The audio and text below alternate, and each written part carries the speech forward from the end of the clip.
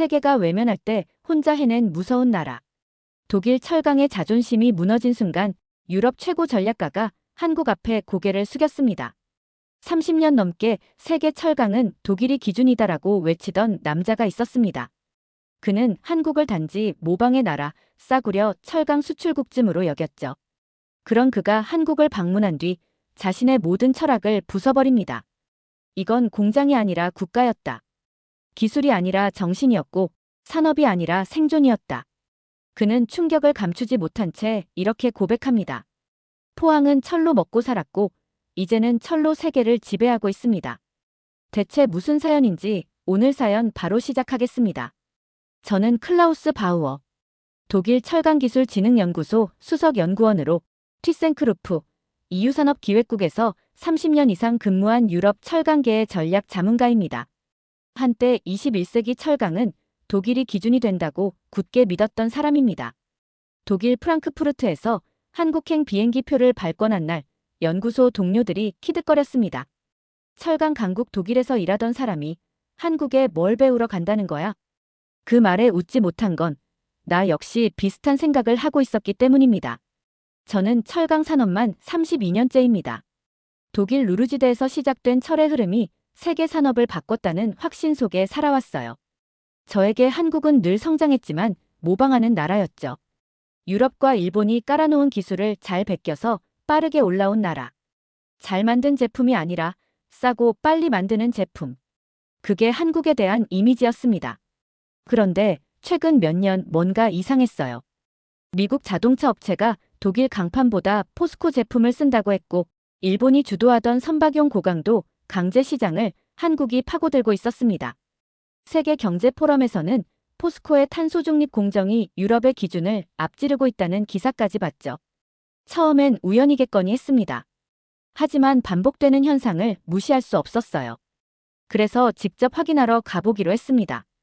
한국이라는 나라에, 그리고 포항이라는 철강 도시예요. 포항. 솔직히 말해 출장을 준비할 때까지 그런 도시가 존재하는지도 몰랐습니다. 서울, 부산 정도가 내가 아는 한국의 전부였죠.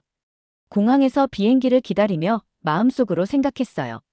클라우스, 넌 세계 최고 철강 연구소에서 일해온 사람이다. 그런 내가 한낱 아시아의 변방에서 뭘 보고 돌아올 수 있겠어?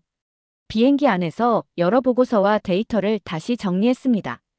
포스코 생산량 세계 5위권, 기술력 평가 세계 1, 2위, 탄소 중립고로 운영 중. 자동차, 조선, 건축 강제 모두 세계 최상급. 그리고 최근에는 수소환 원제철까지 준비하고 있다는 분석이 보였죠. 그 순간 약간의 긴장이 몰려왔습니다. 이거 보통은 아닌데. 하지만 끝까지 고개를 갸웃했어요. 그래도 독일만 하겠어? 라는 고정관념은 쉽게 무너지지 않았습니다. 사실 이때까지만 해도 몰랐습니다. 내가 향하고 있는 곳이 공장이 아니라 산업유산의 성지라는 것을요.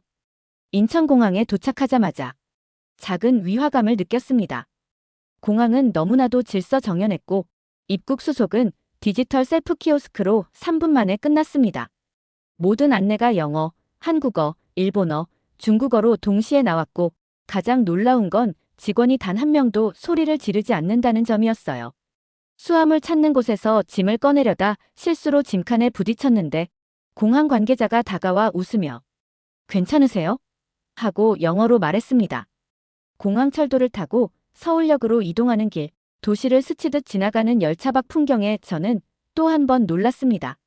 모든 건물이 반듯했고 도로 위 차량 흐름은 군사 퍼레이드처럼 정렬돼 있었으며 무엇보다 광고판과 고층 건물, 전자 시스템이 마치 미래 도시처럼 느껴졌습니다. 서울역에 도착해 KTX를 탔을 때는 이건 아예 타임슬립이었습니다. 좌석엔 이미 전원 콘센트, 와이파이, 음성 안내 시스템이 다 갖춰져 있었고 기차 출발 시간은 1초도 오차 없이 출발했습니다. 독일의 철도와 비교해도 훨씬 앞선 운영이었어요. 객실 안은 놀랍도록 조용했습니다. 누구 하나 전화를 크게 받지도 음식물을 흘리지도 않았고 쓰레기 하나 없이 정돈된 공간은 마치 이동하는 컨퍼런스룸 같았어요. 그 순간 고개를 들고 창밖을 바라보았습니다. 창밖으로는 산과 강, 고속도로, 철도, 아파트가 자연과 공존하며 흐르고 있었습니다. 뭔가 잘못 알고 있었던 느낌. 한국을 단지 산업 따라잡기 국가 또는 중저가 제품 수출국 정도로 여겼던 생각이 하나하나 틀어지고 있다는 느낌이 강하게 들었습니다. 포항에 도착하자마자 눈을 의심했습니다. 한국의 지방도시쯤으로 생각했던 이곳은 제가 알던 어떤 공업 도시와도 전혀 달랐어요. 도시 전체가 마치 하나의 거대한 기계처럼 움직이고 있었거든요. 심장이 뛰는 듯한 쇳물의 소리, 규칙적으로 진동하는 땅. 호텔로 가기 전 차량 창밖을 내다봤어요. 눈에 들어온 건 퇴근 시간도 아닌데 발걸음을 재촉하는 사람들, 사원증을 목에 건 채 자전거를 타고 달리는 중년 남성들, 그리고 저 멀리 수직으로 솟은 굴뚝에서 뿜어나오는 하얀 수증기. 가이드는 말했죠. 저 굴뚝에서 나오는 건 연기가 아니라 수소 수증기입니다. 포스코는 이산화탄소 배출을 최소화하는 하이브리드 제철 공정을 세계 최초로 시험 중입니다. 이 말에 놀란 동시에 약간의 당혹감을 느꼈습니다. 우리가 수년간 기획만 하고 있었던 수소 제철이 이 작은 도시에서 이미 실현 단계에 있다는 게 믿기지 않았어요. 그날 오후 제철소 인근 카페에서 포항 시민 한 분과 우연히 대화를 나누게 됐습니다. 그는 70세가 넘은 퇴직 노동자였습니다. 저를 힐끗 보며 이렇게 말하더군요. 포항 사람들은 포스코를 공장이 아니라 가족이라 불러요. 여긴 제철소가 아니라 우리가 숨쉬는 심장이에요. 정말이었습니다. 공장만 크고 끝나는 곳이 아니었어요. 포항은 제철소를 중심으로 유기적으로 설계된 거대한 생태계였어요. 도시 곳곳에 보이는 포스코 어린이집, 포스코 병원, 포스코 도서관. 국가가 해야 할 역할을 기업이 해내고 있었어요. 심지어 도시 교통 신호체계조차 제철소 교대 시간에 맞춰 조정된다는 사실에 다시 한번 놀랐습니다. 그리고 그날 밤 숙소 창가에 서서 멀리 제철소에서 밤새 뿜어나오는 붉은 빛을 멍하니 바라봤습니다. 그 빛은 공포스러울 정도로 강렬했지만 동시에 따뜻하게 느껴졌습니다. 도시에 녹아있는 쇳물의 숨결은 독일 루르지대에서도 느껴보지 못한 것이었습니다. 거긴 산업이 도시를 지배했다면 여긴 산업이 도시와 함께 숨쉬고 있었어요. 그때 깨달았습니다. 포항은 산업도시가 아니라 강철로 태어난 생명체라는 것을요. 다음 날 아침 포스코 역사관으로 향했습니다. 사실 전 세계 웬만한 제철소의 역사관은 거의 가봤어요. 하지만 이곳만큼 국가의 서사를 품고 있는 공간은 처음이었습니다. 입구에 걸린 문구부터 범상치 않았습니다. 우리는 철을 뽑은 것이 아니라 미래를 뽑았다. 그리고 바로 그 옆에서 마주한 흑백 사진 한 장. 쇳물을 붓는 작업복 차림의 사내들이 맨발로 진흙탕 위에 서 있었습니다. 굴착기나 중장비 하나 없이 삽 하나 들고 제철소 털을 닦던 사람들. 그 가운데 서 있는 인물, 박태준 회장이었죠. 설명판을 읽다 숨을 멈췄습니다. 1970년 포스코 착공 당시 자본 없음, 기술 없음, 설계도도 없음. 하지만 오직 하나, 이 나라엔 철강을 반드시 해내겠다는 의지가 있었습니다. 1970년이면 독일은 이미 고로 자동화를 시작하던 시절이었어요. 그런데 한국은 맨손으로, 그것도 조선소도 없는 나라에서 세계 인류 제철소를 건설하겠다고 나선 겁니다. 그날 오후 포스코 일기 조업 당시 영상을 관람실에서 보게 되었습니다. 그 영상 속에는 울고 있는 사내들, 포옹하는 관리자들, 그리고 첫 쇳물이 흘러나오던 순간 모두가 바닥에 주저앉아 눈물을 흘리는 장면이 있었어요. 솔직히 말해 그 영상에서 충격을 받았습니다. 독일이나 미국의 공업 발전은 효율과 논리, 이성의 산물이었지만 한국의 철강 산업은 거의 신앙처럼 느껴졌거든요. 실제로 당시 영상 자막에는 이렇게 적혀 있었습니다. 이건 기술이 아니라 정신이었다. 박태준 회장이 일본 기술자에게 굽신거리며 기술 이전을 요청하던 장면도 나왔습니다. 자존심을 버려서라도 기술을 얻으려 했고 그러면서도 절대 흔들리지 않던 눈빛이 인상 깊었습니다. 그리고는 일본 기술자들이 놀라며 했던 말이 나왔죠. 한국인은 모든 걸 질문하고 모든 걸 외운다. 기계보다 빠르게 배운다. 이 대목에서 헛웃음이 났습니다. 모방만 잘한다고 믿었던 제가 얼마나 오만했는지를 절실히 깨달았기 때문이죠. 그들은 따라한 게 아니라 맨손으로 역사를 새로 쓴 겁니다. 역사관 구석엔 퇴직자들의 사진이 빼곡히 붙어 있었습니다. 이름도 없이 수많은 얼굴들. 그중 한 노인의 메모가 마음을 찔렀어요. 우리는 고철 속에서 나라를 건졌다. 밤에는 눈물이 고이고 낮에는 땀이 고였다. 하지만 한 번도 후회한 적 없다. 그들이 만든 건 강철이 아니라 국가의 기반, 그리고 후손들에게 넘겨줄 자존심이었습니다. 밖으로 나서며 스스로에게 물었습니다. 클라우스, 넌 지난 30년을 강철만 연구했지. 그런데 이 사람들은 강철로 미래를 만들었잖아. 이 도시엔 철강 기술만 있는 게 아니었습니다. 한 세대의 의지, 기억, 눈물, 그리고 자존감이 고로 위에 쌓여 있었던 겁니다. 포스코 본사 관계자의 안내로 드디어 포스코의 최신 고강도 강판 생산 라인에 들어섰습니다. 철이 움직이는 걸 본 건 처음은 아니었어요. 하지만 그날 철이 살아 움직인다는 걸 처음으로 느꼈습니다. 라인 한복판에서 인간은 거의 보이지 않았습니다. 로봇 암과 자동화 센서, AI 기반 제어 시스템이 마치 살아있는 유기체처럼 스스로 움직이고 있었죠. 이곳은 인공지능이 철의 두께와 강도를 실시간으로 분석해 가장 적절한 열처리 조건을 자동으로 조정합니다. 엔지니어의 설명을 듣는 순간 한 박자 늦게 고개를 끄덕였어요. 포스코는 단지 철만을 찍어내는 곳이 아니었습니다. 세계 군수산업, 우주항공, 원전 구조물에 들어가는 특수 목적 강제까지 독자적으로 생산하고 있었죠. 더 놀라운 건 이 모든 기술의 90% 이상이 자체 개발이라는 사실이었습니다. 일본처럼 수십 년 축적된 기초 소재 기술 없이 그들은 완전히 새로운 방식으로 철강 기술의 사다리를 뛰어넘고 있었어요. 잠시 독일에서의 기억을 떠올렸습니다. 우리는 탄소 중립을 말하고 있었고 EU는 철강 탄소세를 걱정하며 규제만 쏟아내고 있었죠. 하지만 한국은 이미 무탄소 제철 실험을 공정에 적용하고 있었습니다. 한 포스코 기술연구소 연구원이 이런 말을 했습니다. 기술은 따라가는 게 아니라 이유를 묻는 순간 바뀝니다. 30년 전 독일은 세계를 이끌었고 한국은 겨우 철근 하나 자급하기도 벅찬 나라였죠. 그랬던 한국이 지금 독일 기술자들이 참고하는 표준을 만들고 있는 겁니다. 포스코는 현대차, 삼성, LG 같은 대기업들의 기반을 다지고 있었고 한국은 이 철강 하나로 조선, 자동차, 반도체 공장을 지탱하고 있었어요. 즉, 철이 무너지면 산업이 무너지고 산업이 무너지면 한국이 흔들리는 구조였습니다. 그들이 만든 고강도 철강은 방탄차량, 스마트 선박, 초경량 고층 건물에 쓰이고 있었고 이젠 그 기술을 중동, 유럽, 동남아가 사정하며 사가는 시대가 된 겁니다. 그날 밤 호텔로 돌아오는 길, 묘한 감정에 휩싸였어요. 자부심, 당혹감, 부러움, 아니면 경외심.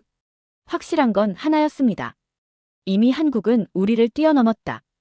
다음 일정은 포스코의 사내 복지시설과 사회공헌 인프라를 둘러보는 것이었습니다. 처음엔 관광객용 프로그램이겠지 하고 가볍게 생각했어요. 하지만 단 10분 만에 머릿속이 하얘졌습니다. 보여주기 위한 장식이 아니었거든요. 진짜 국가 시스템이 기업 안에 존재하고 있었습니다. 가이드는 병원을 먼저 보여줬습니다. 포스코 전문병원. 외래 환자 수 하루 3,000명.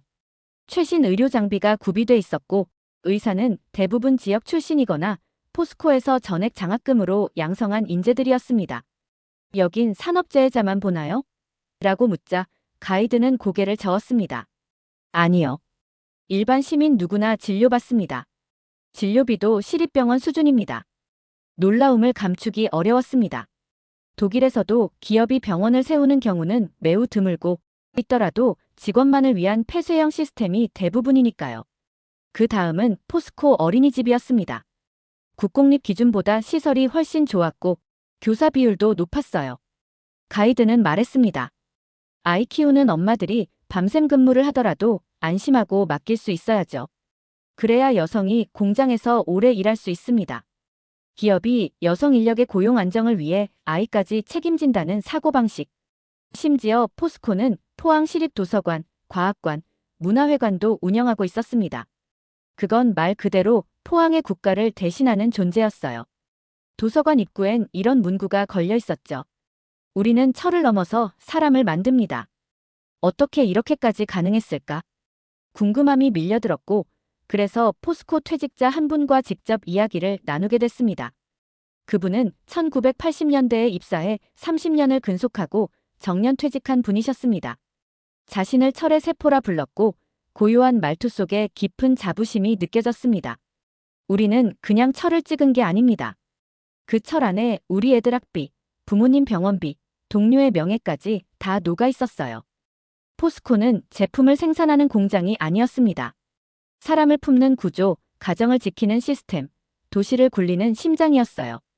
그리고 더 놀라운 건 그 구조가 흔들림 없이 작동하고 있다는 사실입니다. 독일에서는 기업이 이윤 추구 외에 이런 사회적 책임을 다하는 경우가 거의 없습니다. CSR, ESG, 다 보고서용입니다. 하지만 한국의 포스코는 실질적 국가 행정 기능을 수행하고 있었어요. 게다가 그것이 수십 년간 유지되고 있다는 사실은 더욱 충격적이었습니다. 포스코가 무너지면 포항이 무너진다는 말이 괜한 소리가 아니었습니다. 아니, 어쩌면 포스코가 무너지면 한국이 흔들린다는 말이 더 정확했을지도요. 그날 밤 숙소로 돌아가는 길에 택시기사 한 분과 나눈 대화가 인상 깊었습니다. 당신도 포스코에 다닌 적이 있나요? 아니요, 택시만 했습니다. 그래도 포스코 덕은 많이 봤죠. 병원도 싸고 문화회관에서 손주들이 피아노 배워요.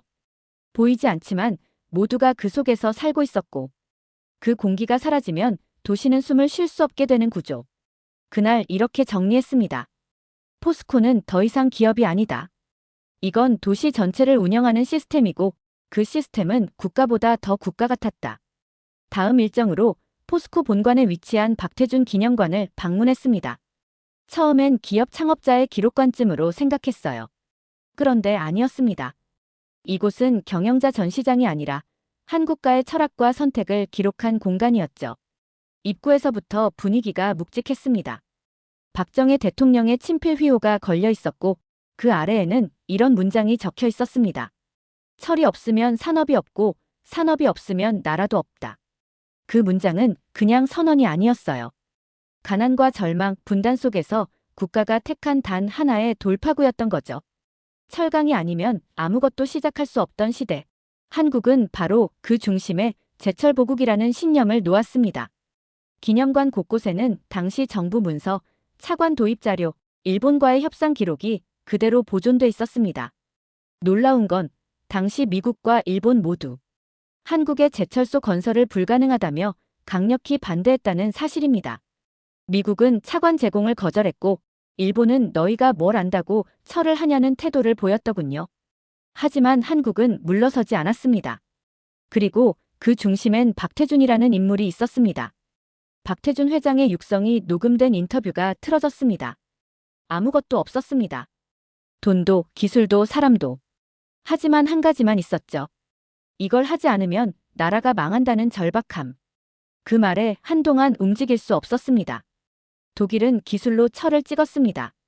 하지만 한국은 존재 이유를 걸고 철을 뽑았던 겁니다. 철강은 그들에게 생존 그 자체였고 국가의 자존심이었습니다.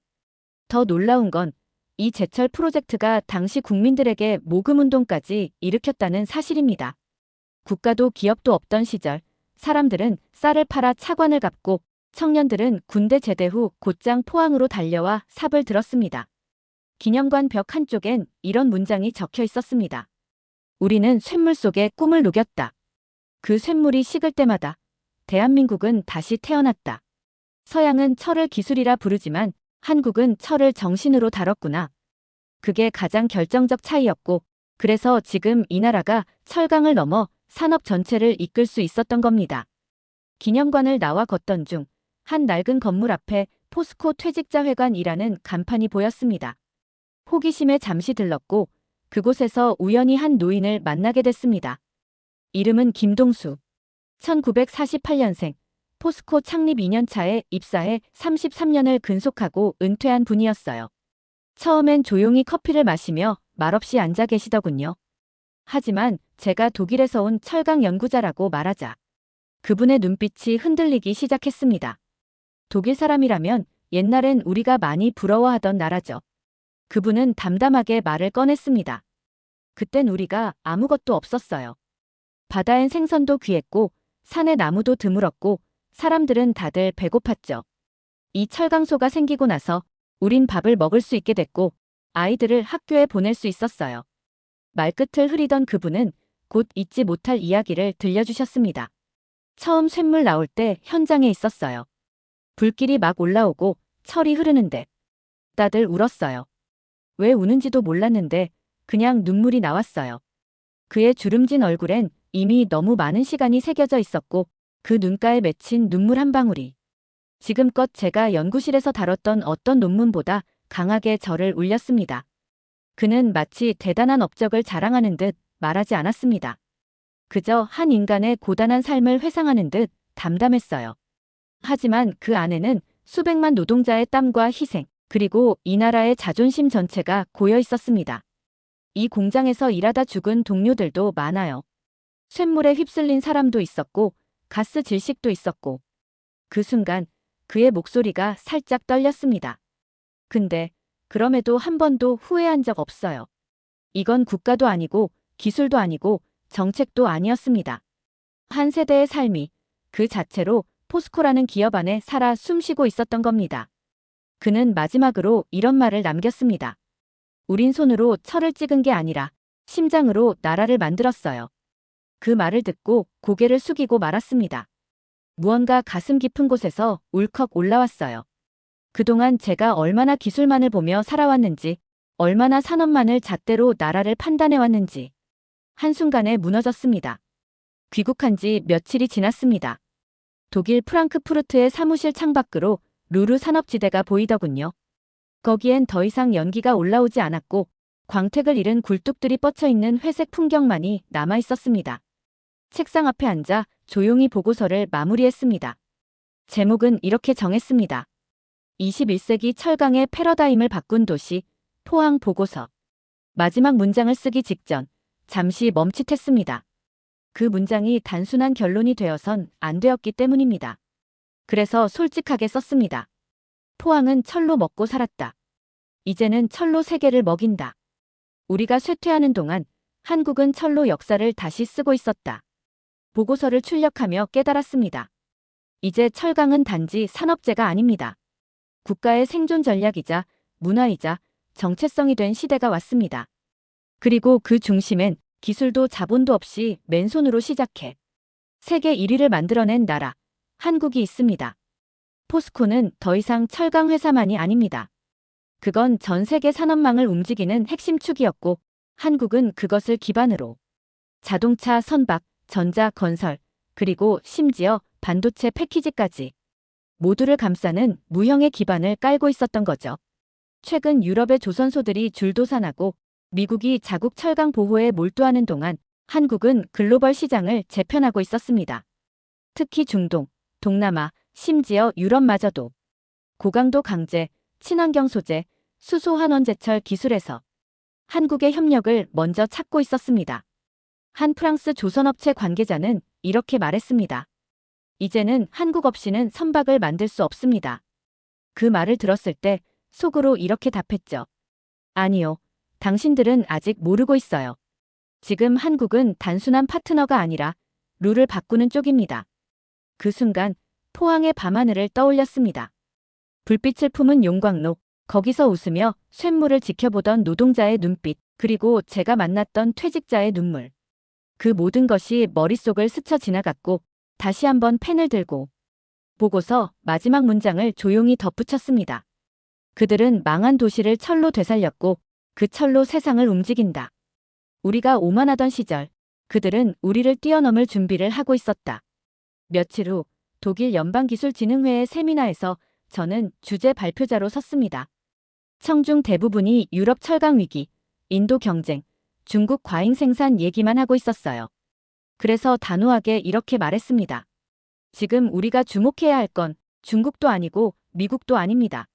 가장 조용히, 가장 확실하게 세계 철강의 기준을 바꾸고 있는 나라는 바로 한국입니다. 청중이 술렁였고 몇몇은 고개를 갸웃했지만 그건 중요하지 않았습니다. 왜냐하면 봤거든요. 포항이라는 도시의 숨결을, 포스코라는 생명체의 박동을, 그리고 맨손으로 일궈낸 기적을 이제는 말할 수 있습니다. 한국은 철로 시작했지만 철을 넘어서 있다고요. 그리고 그들의 불꽃은 아직 식지 않았다고요. 두 번째 사연 시작합니다. 도대체 말이 됩니까? 세상 어디에서도 이런 나라를 본 적이 없습니다. 유럽의 왕들은 자신에게 불리한 기록을 지웠고 중국의 황제들은 왕조가 바뀔 때마다 역사를 새로 썼습니다. 일본은 스스로 과거를 태워버렸죠. 하지만 이 나라는 다릅니다. 전쟁이 터지면 국민들이 역사책을 등에 지고 도망칩니다. 왕조가 불타면 사람들이 목숨을 걸고 실록을 숨깁니다. 나라가 망할 위기에 처하면 승려들이, 유생들이, 학자들이 역사 기록을 안고 적을 유인해 죽습니다. 전 세계에서 유일하게 역사를 위해 사람들이 죽어간 나라. 전 세계에서 단 하나 기록을 위해 전쟁 속에서도 싸운 나라. 역사가 사라지면 나라가 사라진다는 것을 이 나라 사람들은 이미 수백 년 전에 알고 있었습니다. 그래서 지켰습니다. 목숨을 걸고 모든 세대를 넘어 이 나라가 바로 한국입니다. 라고 말하는 미국 역사학자가 있습니다. 대체 무슨 사연인지 오늘 사연 바로 시작하겠습니다. 저는 미국 대학에서 역사학을 가르치는 교수입니다. 미국에서 교수라면 어딜 가나 존중받고 인정받죠. 특히 역사학자라면 더 그랬어요. 유럽, 중세 아시아까지 제가 연구하지 않은 지역은 없었으니까요. 그런데 어느 날 충격적인 일이 있었습니다. 미국 보스턴에서 열린 국제학술대회에서였어요. 세계 각국에서 온 교수들이 각자 나라의 역사와 기록 보존에 대해 발표하는 자리였죠. 저는 유럽의 왕조 기록이 정치적 이유로 자주 왜곡되고 삭제된 역사를 설명하며 사람들에게 관심을 끌었습니다. 그때였어요. 한국에서 온 어떤 교수가 조용히 단상으로 올라가더군요. 솔직히 저는 그 교수의 발표를 듣기 전까지 한국이라는 나라가 역사학적으로 그다지 중요하지 않을 거라고 생각했어요. 세계사에서 큰 영향을 준 나라가 아니라면 역사 기록도 부실할 거라 생각한 거죠. 사실 대부분의 미국 학자들이 다 그렇게 생각했어요. 그 교수의 발표가 시작됐습니다. 우리나라 조선왕조실록은 500년 동안 단 하루도 빠짐없이 기록되었습니다. 저는 순간 제 귀를 의심했어요. 농담인가? 제가 듣기로는 유럽이나 중국처럼 오랜 역사를 가진 나라들도 이렇게 철저히 기록하지는 않았거든요. 저는 자연스레 그가 과장한다고 생각했습니다. 그런데 더 황당한 얘기를 하더군요. 게다가 조선왕조실록을 작성한 사관들은 왕의 허락도 검열도 받지 않았습니다. 왕조가 멸망 위기에 놓였던 전쟁 때조차도 목숨을 걸고 이 기록들을 지켜냈죠. 이쯤 되자 저는 무례한 줄 알면서도 참지 못하고 손을 들었어요. 교수님, 죄송하지만 그 말 진짜입니까? 왕이 권력을 가지고 있는데 어떻게 역사 기록을 손대지 않죠? 전쟁 중이면 기록 따위 중요하지 않을 텐데요. 그는 미소를 지으며 차분히 답했습니다. 교수님께서 믿기 어렵겠지만 사실입니다. 왕조가 멸망 직전이어도 전쟁으로 나라가 폐허가 되어도 심지어 왕이 직접 실록을 수정하라고 명령해도 사관들은 절대로 복종하지 않았습니다. 왕을 위해서가 아니라 역사를 위해서 기록한다는 것이 당시 사람들의 정신이었죠. 강당은 순간 조용해졌습니다. 저 역시 입을 벌리고 얼어붙었죠. 이게 가능한 이야기일까요? 저는 유럽의 왕들이 자기에게 불리한 역사를 삭제하고 조작했던 사례를 수도 없이 연구했어요. 심지어 로마 황제 네로는 자신을 비판한 역사가의 기록을 통째로 없애버리기도 했죠. 중국의 진시황도 역사를 불태웠잖아요. 그런데 한국은 권력자마저도 역사를 조작하지 못하게 했다고요? 제가 잠시 어안이 벙벙해 있는 동안 그 교수는 발표를 계속했습니다. 심지어 일본의 침략으로 나라가 완전히 불타버린 임진왜란 때도 조선왕조실록은 무사히 살아남았습니다. 저는 그 말을 듣자 가슴이 뛰기 시작했어요. 이것은 기록물이 아니라 기록을 위한 광기에 가까운 문화였어요.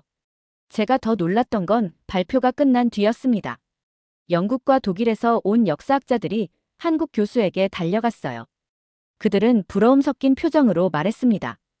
우리는 역사를 잃어버리고 남은 흔적을 찾느라 평생을 보내는데 당신들은 어떻게 원본 그대로를 가지고 있습니까? 그때 저는 깨달았죠. 미국, 유럽의 역사학자들은 잃어버린 기록을 복구하느라 한평생을 보내지만 한국은 그 원본 자체를 가지고 있다는 걸요. 더 충격적인 사실은 저는 역사학자로서 이런 엄청난 사실을 지금까지 전혀 몰랐다는 겁니다. 그날 밤 잠을 이루지 못했어요. 그리고 다음 날 아침, 저는 제 인생에서 가장 중요한 결정을 내렸습니다. 바로 한국에 가서 그 기록을 직접 확인하는 것이었죠. 당장 비행기 표를 끊었습니다. 비행기가 인천공항에 도착하자마자 서둘러 택시를 잡았습니다. 평소 같으면 여유롭게 주변 풍경을 구경했겠지만 지금 저는 정신이 없었어요.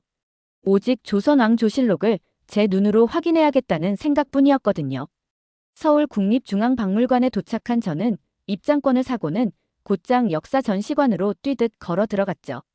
마침내 박물관 안으로 들어서자 거대한 전시물들이 저를 압도했습니다. 수많은 사람들이 왜 이 작은 나라의 역사를 배우러 몰려왔는지 그제야 조금 이해할 수 있었어요. 역사에 별로 관심 없던 듯 보이는 젊은이들까지 진지한 표정으로 역사 기록들을 바라보고 있었으니까요. 급한 마음에 바로 조선왕조실록이 전시된 곳을 찾았어요. 그리고 그 순간 거대한 유리관 안에 놓인 그 기록들을 보고 온몸에 소름이 돋았습니다. 저는 그 방대한 양을 직접 보고서야 한국 교수의 말이 사실이었다는 걸 받아들였어요. 제 심장은 미친 듯이 뛰기 시작했죠.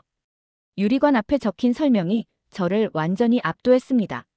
조선왕조실록은 1392년부터 500년 동안 단 하루도 빠짐없이 기록된 세계에서 가장 방대한 역사서로 총 1893권, 88만 8819페이지에 달하며 왕조가 바뀌는 혼란기와 임진왜란, 병자호란 등 전쟁 시기에도 목숨을 걸고 지켜낸 기록물입니다.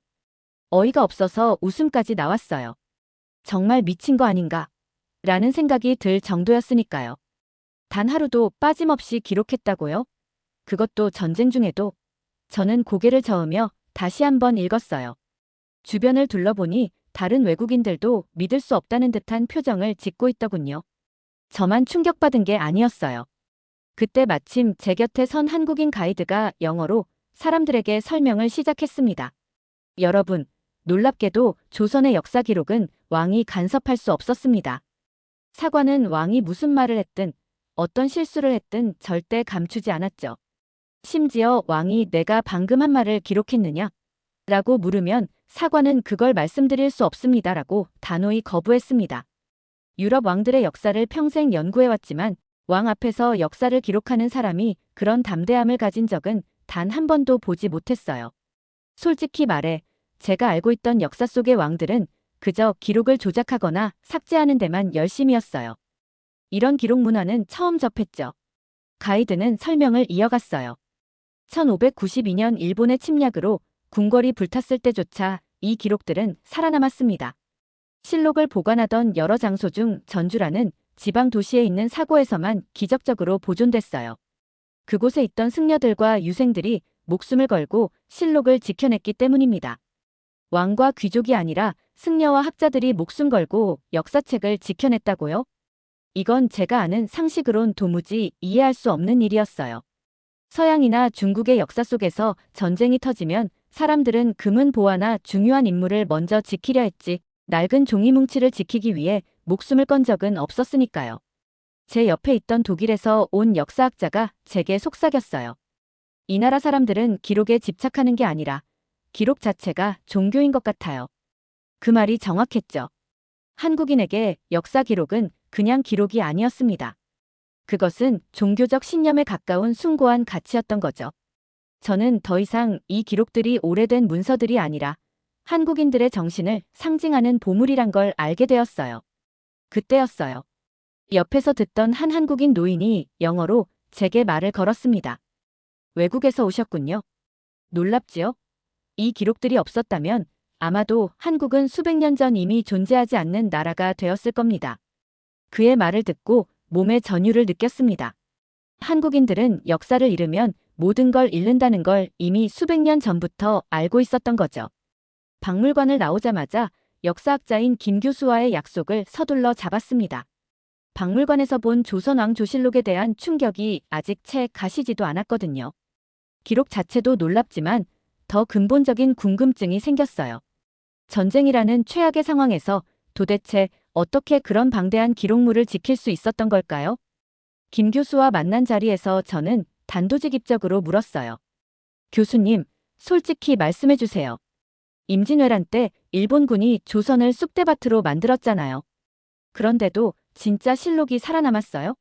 전쟁 때라면 기록이 아니라 사람부터 살려야 하는 거 아닌가요? 김 교수는 잠시 미소 지으며 차를 한 모금 마시더니 천천히 입을 열었습니다. 데이비드 교수님, 지금부터 제가 드릴 이야기는 믿기 힘들 수도 있어요. 사실 당시 일본군이 수도 한양을 공격했을 때 실록 원본 대부분이 소실될 위기에 처했습니다. 한양의 왕궁은 불타버렸고 실록을 보관하던 창고 역시 불길 속에 휩싸였죠. 저는 불안해졌어요. 역시나 그런 기록이 보존될 리 없다는 생각이 들었죠. 하지만 그는 말을 계속했습니다. 그런데 당시 조선은 중요한 기록을 절대로 한 곳에만 보관하지 않았습니다. 전주라는 지방 도시에도 전주사고라고 하는 또 다른 기록 보관소가 있었어요. 이곳에서 기적 같은 일이 벌어집니다. 김 교수의 표정이 진지해졌습니다. 일본군이 전주까지 진격해오자 지방 관리들과 유생들이 혼란에 빠졌죠. 대부분은 도망치기 바빴어요. 그런데 그 순간 스님들과 지역 유생들 일부가 놀라운 결정을 내립니다. 목숨을 잃더라도 실록만은 지켜야 한다. 저는 순간 귀를 의심했어요. 목숨을 버리면서까지 기록을 지키겠다고요? 믿을 수 없는 광기였습니다. 김 교수는 이어서 말했어요. 유생과 스님들은 급히 실록 수백 권을 등에 짊어지고 험한 산길을 넘으며 밤낮 없이 피난을 떠났어요. 심지어 일본군에게 쫓기던 중 실록을 지키려다 목숨을 잃은 사람들도 많았습니다. 전쟁에서 기록을 지키려고 죽었다니 제가 알고 있던 역사학의 상식을 벗어난 이야기였죠. 김 교수는 담담히 계속했습니다. 놀랍게도 그들은 무려 1년 넘게 이 실록을 짊어지고 산과 계곡을 떠돌았어요. 기록을 잃으면 나라도 잃는다는 그들의 생각은 생존보다 더 중요한 가치였습니다. 그리고 전쟁이 끝난 뒤 기적적으로 실록은 모두 안전하게 복구됐어요. 제가 알고 있는 유럽 역사에서는 기록이 사라지는 게 당연한 일이었어요. 영국도 프랑스도 독일도 전쟁이 일어나면 역사 자료는 불타 없어지기 마련이었습니다. 그런데 이 나라에선 기록을 지키기 위해 사람들이 스스로 목숨을 내던졌다고요? 저는 믿기 어려운 이야기를 겨우 소화하고서 다시 질문했습니다. 아무리 그래도 그렇지. 그때 그 사람들이 그렇게까지 기록에 집착한 이유가 뭡니까? 김 교수는 깊게 숨을 들이마시고는 차분히 말했습니다. 조선 사람들은 이미 그 시대에 알고 있었던 거예요. 역사를 잃어버린 민족은 아무리 많은 사람이 살아남아도 결국 존재가 사라진다는 것을요. 그래서 그들은 기록을 지키는 게 자신들을 지키는 유일한 길이라고 믿었던 겁니다. 그는 마지막으로 덧붙였어요. 그리고 더 중요한 건 왕조실록을 지키던 사관들은 누구도 자신들의 이름을 기록에 남기지 않았어요. 오직 국가와 역사만 생각했죠. 그 말을 듣고 가슴이 뜨거워졌습니다. 역사학자로서 처음 느껴보는 강렬한 감정이었죠. 저는 유럽에서 연구할 때 기록의 진위조차 알기 어려워 몇 년을 허비하기도 했어요. 권력자들이 왜곡한 기록과 사라진 자료 속에서 수많은 연구자들이 절망했습니다. 그런데 이 작은 나라 한국은 목숨까지 바쳐 역사를 지켰다고요? 그날 이후 잠도 제대로 못 잤어요. 조선 왕조실록이 전쟁 중에도 살아남았다는 이야기는 저를 정신적으로 완전히 뒤흔들어 놓았죠. 미국과 유럽에서 역사를 연구할 때면 항상 빠진 자료와 사라진 기록들이 저를 괴롭혔습니다. 학자로서의 삶이 그런 거였죠. 그런데 여기 한국은 자료가 부족한 게 아니라 오히려 전쟁 중에도 그 자료를 목숨 걸고 지켜냈다니요. 솔직히 이 나라의 기록에 대한 집착이 두렵기까지 했습니다. 며칠 후 저는 국립중앙도서관에서 김 교수님의 소개로 기록 보존학을 전공하는 박 연구원을 만났어요. 박 연구원은 만나자마자 진지한 표정으로 말을 꺼냈죠. 조선시대만 그런 게 아닙니다. 한국 전쟁 때도 기록을 지킨 사람들이 있었어요. 한국 전쟁은 불과 70여 년 전의 일이잖아요. 그 끔찍한 전쟁에서도 기록부터 챙겼다고요? 저는 의자에 바짝 앉아 이야기를 청했습니다. 1950년 한국 전쟁이 터지고 북한군이 순식간에 서울을 점령했습니다. 정부와 공무원들은 모두 남쪽으로 피난했죠. 그런데 그때 국가기록원 직원들과 역사학자들은 다들 미친 사람처럼 행동했어요. 박 연구원은 씩 웃으며 말했습니다. 정부의 중요 문서와 국가기록물들을 등에 지고 피난길에 올랐어요. 그중엔 역사자료, 행정기록, 심지어 왕조시대 문서들도 있었습니다. 저는 그 이야기에 경악을 금치 못했습니다. 전쟁 중이면 가족과 목숨을 지키는 게 최우선인데 이 나라 사람들은 도대체 뭐 하는 겁니까? 당시 기록원 사람들은 수백 킬로미터를 걸어서 남쪽 부산까지 내려갔어요. 그 와중에 폭격을 받고 인민군에게 추격도 당했죠. 몇몇 직원들은 기록물을 보호하다 전사하거나 납북됐고요. 기록을 지키려고 사람이 죽는다고요? 저는 이해가 안 가서 다시 물었어요. 기록물은 나중에 다시 만들 수도 있잖아요. 그런데 왜 그런 위험을 감수한 거죠? 박 연구원이 천천히 고개를 저으며 말했습니다. 교수님, 그분들은 이미 알고 있었어요. 기록을 잃어버리면 나라 자체가 없어지는 거라는 걸요. 한국은 과거 식민지 시절 일본의 문화재와 수많은 자료를 약탈당했어요. 그 상처가 너무 커서 기록을 잃는 것이 얼마나 끔찍한지 뼈저리게 느끼고 있었던 거죠. 그 순간 저는 소름이 돋았습니다.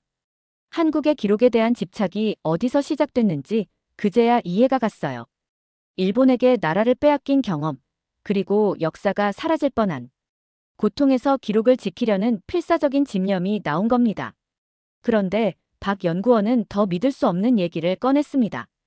교수님, 그분들 중엔 전쟁이 끝난 뒤에도 기록을 지킨 충격으로 정신적 트라우마를 얻은 사람들도 있었어요. 하지만 단 한 명도 자신이 했던 행동을 후회하지 않았죠. 대체 이 민족은 어떤 마음으로 역사를 대하는 걸까요? 솔직히 말하면 저는 그날 밤 숙소에서 울었습니다. 그냥 역사학자가 아니라 기록을 사랑하는 한 사람으로서 말이에요. 평생 동안 자료를 찾느라 전 세계를 헤맸던 제 모습이 떠올랐죠. 하지만 이 나라는 달랐어요. 기록을 지키기 위해 사람들은 전쟁 한복판에서도 그것을 등에 지고 뛰었으니까요. 저는 다시 한번 깨달았습니다. 한국이라는 나라는 역사학자인 저를 너무 부끄럽게 만드는 나라였다는 걸요. 전쟁 속에서 가족도 재산도 아닌 기록을 품에 안고 달려가는 사람들. 그 사람들을 상상하자 눈물이 멈추질 않았어요. 한국에 오길 잘했다는 생각이 그때 처음 들었습니다. 마침내 이 작은 나라가 기록을 위해 어떤 미친 열정을 가졌는지 이해하기 시작했으니까요.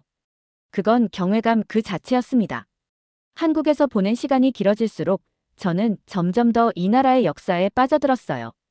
특히 조선왕조실록과 한국 전쟁의 기록 보존 이야기는 저를 학자가 아니라 열정적인 탐험가로 바꿔놓았죠. 그러던 어느 날 김 교수님이 의미심장한 웃음을 지으며 저를 찾아왔습니다. 데이비드 교수님, 팔만대장경 보러 가셔야죠. 팔만대장경. 대장경이라는 게 불교 경전을 의미한다는 건 알고 있었지만 그냥 오래된 종교 서적 아니겠어요? 저는 사실 그다지 흥미가 생기지 않았어요.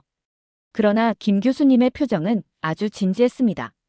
교수님이 기록에 관심이 많으시다면 반드시 봐야 하는 것이 팔만대장경이에요. 700년 전에 만든 세계에서 가장 완벽한 데이터베이스니까요. 700년 전의 데이터베이스라니 이 사람들 도대체 뭘 자꾸 만들어낸 걸까요? 며칠 뒤 저는 경상남도에 위치한 해인사로 향하는 길 위에 있었습니다. 산속 깊숙이 숨겨진 사찰이라는 설명을 듣고 약간 짜증이 나기도 했어요. 그렇게 대단한 기록물을 왜 이렇게 외딴 곳에 숨겨놓는 건지 이해할 수 없었죠. 해인사에 도착한 순간 곧바로 목판들이 보관된 장경판전으로 들어갔어요. 그리고 그곳에서 지금껏 본 적 없는 엄청난 광경을 마주하고 말았습니다. 8만여 장의 거대한 나무판들이 눈앞에 빽빽이 쌓여 있었어요. 각 나무판마다 한 글자 한 글자 새겨진 섬세한 문자들. 천장까지 가득 채워진 방대한 양의 목판이 마치 살아 숨쉬는 듯 했습니다. 기록물이 아니라 하나의 거대한 유기체를 보는 듯 했죠. 옆에 서 있던 해인사의 스님이 저에게 조용히 말을 건넸습니다. 팔만대장경은 고려시대 몽골의 침략에 맞서 나라를 지키기 위한 마음으로 제작된 것입니다. 백성들이 하나하나 글자를 새기면서 외세 침략을 극복하려 했죠. 저는 입이 떡 벌어졌어요. 침략을 당했는데 복수 대신 경전을 다시 새겼다고요? 스님은 저를 보며 미소 지었습니다. 이 목판들이 700년 동안 단 한 글자도 틀린 것이 없습니다. 그 말을 듣고 헛웃음을 쳤어요. 역사학자로서 수백 년 된 기록을 봤지만 단 하나의 오류도 없었던 적은 없었으니까요. 스님은 제 눈빛을 읽었는지 조용히 말했습니다. 당시 고려 사람들은 한 글자라도 틀리면 목판 전체를 처음부터 다시 만들었어요. 틀린 글자는 죄악이라 여겼죠. 기록의 정확성을 위해 목판 하나를 처음부터 다시 만든다고요? 제 상식으로는 도저히 이해되지 않는 일이었죠. 게다가 더 놀라운 사실이 있었어요. 이 목판들은 700년간 변질되지 않고 완벽하게 보존돼 있었습니다. 저는 스님께 물었죠. 습기와 벌레 때문에 목판이 손상되지 않나요? 스님은 빙그레 웃으며 장경판전의 창문을 가리켰습니다. 교수님, 이 건물은 자연적으로 온도와 습도가 완벽히 조절됩니다. 현대 과학자들도 감탄한 보존 기술이죠. 아니, 700년 전 사람들이 기록 보존을 위해 현대 과학자들마저 놀라는 기술을 개발했다고요? 이쯤 되면 충격을 넘어 절망스러웠어요. 미국에서 역사학을 연구하며 늘 기록이 부족하다고 불평했는데 한국은 이미 700년 전에 현대 과학을 뛰어넘는 시스템을 구축했으니까요. 스님은 마지막으로 저에게 이렇게 말했습니다. 이 목판들은 경전이 아니라 민족의 혼입니다.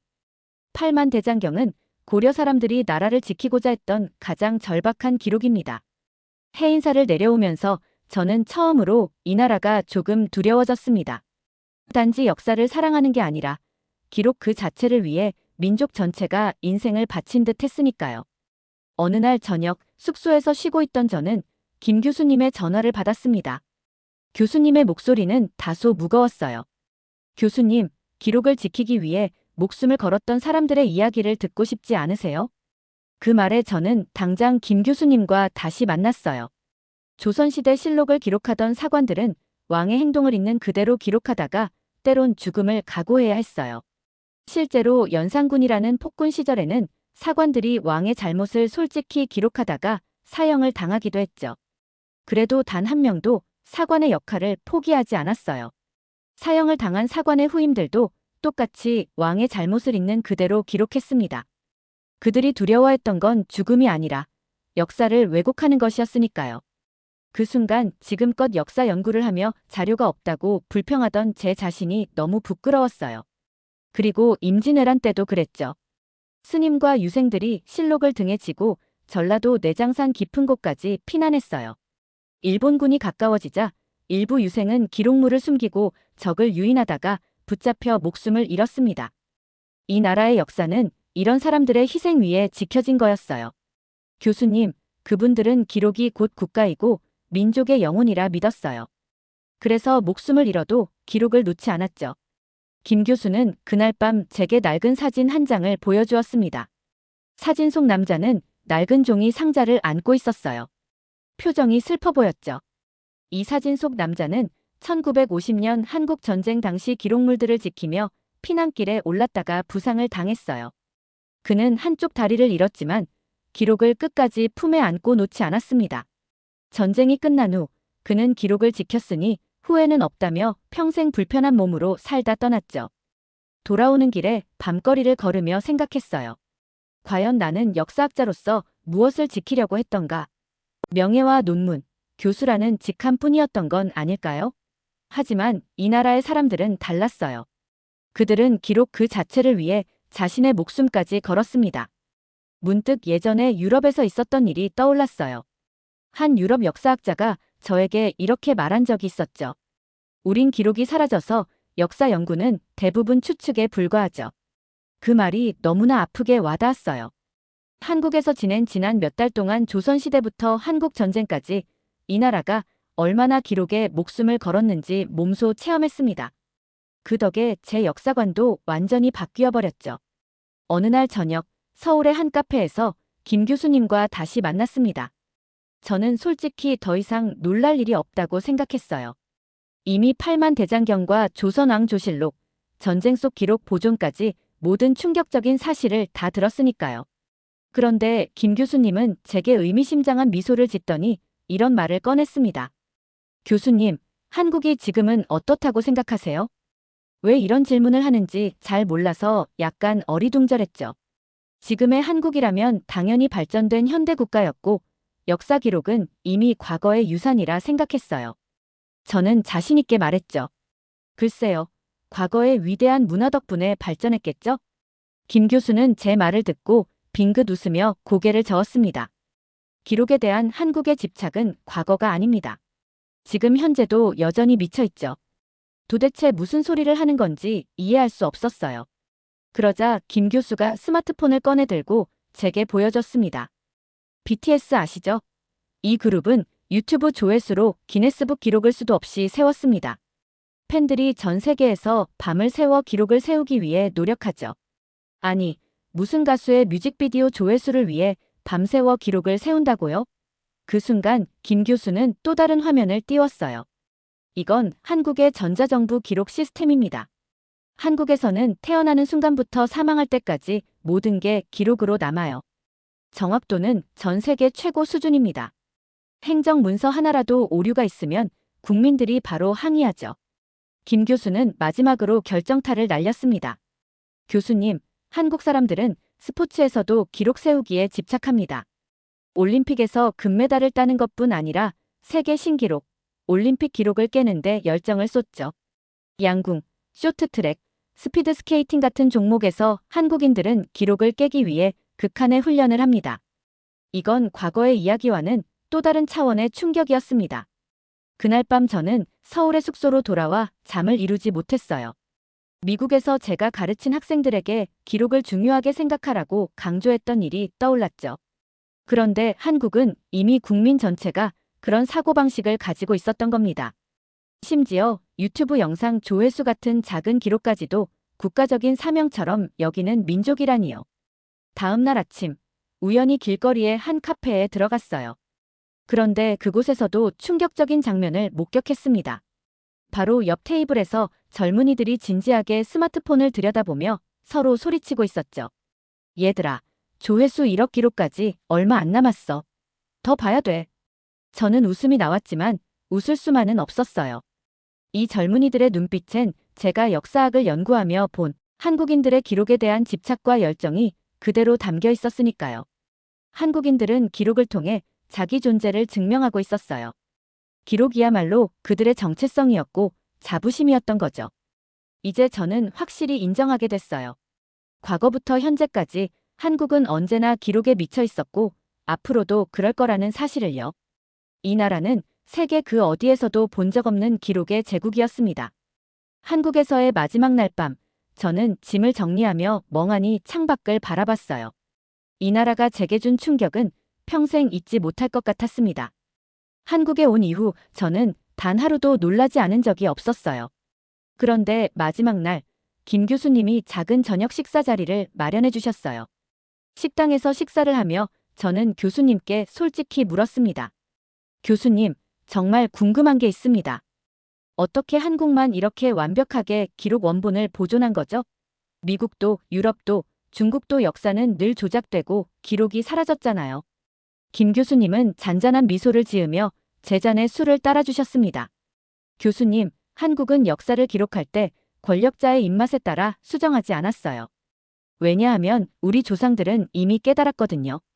기록이 사라지면 민족의 정체성도 사라진다는 걸요. 교수님은 술을 한 모금 마신 뒤 말을 이었어요. 서양 역사학자들이 평생을 잃어버린 기록을 복구하려 애쓰잖아요. 중국도 역사가 바뀔 때마다 기록이 조작됐고요. 일본 역시 에도 시대 기록을 스스로 불태웠죠. 그런데 한국은 달랐습니다. 우리 조상들은 처음부터 기록을 국가의 생명처럼 여겼어요. 저는 가슴이 먹먹했습니다. 미국과 유럽에서 역사 연구를 하던 제 모습이 떠올랐어요. 언제나 우리는 사라진 기록을 찾느라 논쟁하고 추측하느라 시간을 허비했죠. 수많은 기록들이 권력자들에 의해 사라지고 왜곡됐기 때문입니다. 김 교수는 담담히 계속했습니다. 외국 학자들은 종종 우리에게 농담처럼 말하곤 해요. 한국은 럭셔리한 역사 연구를 한다고요. 그 말이 맞아요.